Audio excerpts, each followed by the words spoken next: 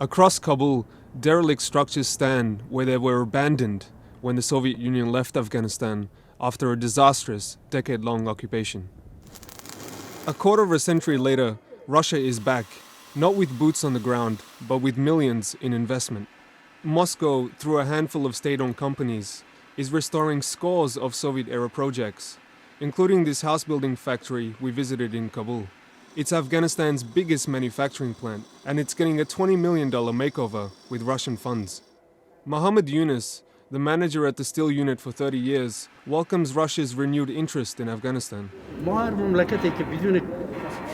We accept the help of any country that supports us without setting conditions. We accept Russia's sincere assistance. We work with Russian-made machinery, which is very durable. We have machinery that has lasted for over 40 years. Moscow is investing more than $100 million in 150 separate projects, including new facilities for Afghanistan's construction and energy sectors. Other artifacts of the Soviet era are also attracting new Russian support. Silo, an industrial bakery in Kabul, no longer turns out bread, but still processes wheat. Ahmad Rasuli, the deputy head of the bakery, says that in the absence of government help, they are looking towards Moscow for investment. In the last 13 years, the government has had no policy to support the public sector. If Russia comes and invests its money here, it'll be a very positive move. Abdul Sabr, an employee for over 25 years, says the bakery has big potential if it receives the proper assistance.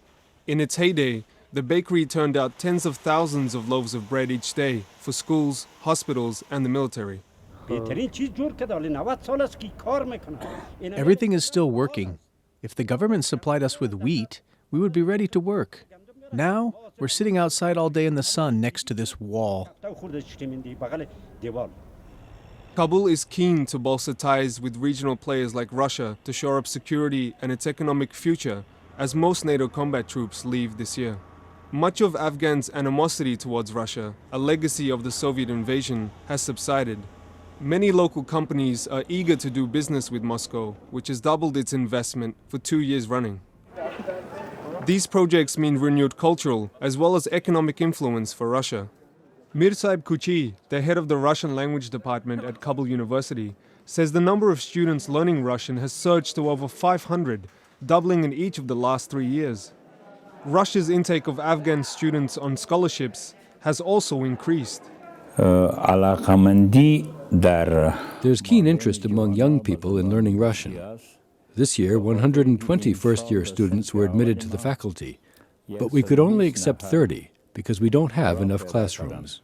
Ghulam Nabi, a teacher at the department, says most of the learning materials they use have been supplied by the Russian embassy and several universities in Russia. He says Kabul University has ignored their needs. The Russian Federation has given us books, cabinets, desks, chairs, computers, and textbooks, among other things. Hamid, a second-year student, says the Russian department has been purposely neglected by the university for political reasons. Despite the challenges, he is hoping the Russian language will serve him well. I love the Russian language. It's a great language. Do you think that learning Russian can help you in the future? I can work at the Russian embassy. I can work in the media. There are a lot of opportunities if you speak Russian. The Russian Cultural Center is at the forefront of Moscow's initiative to restore its cultural influence. In the 1980s, the House of Science and Culture was a symbol of Soviet power in Afghanistan. But for much of the last 2 decades, it stood in ruins. Now, the Russian government is spending $20 million to restore the massive building, a prominent symbol of Russia's return to Afghanistan.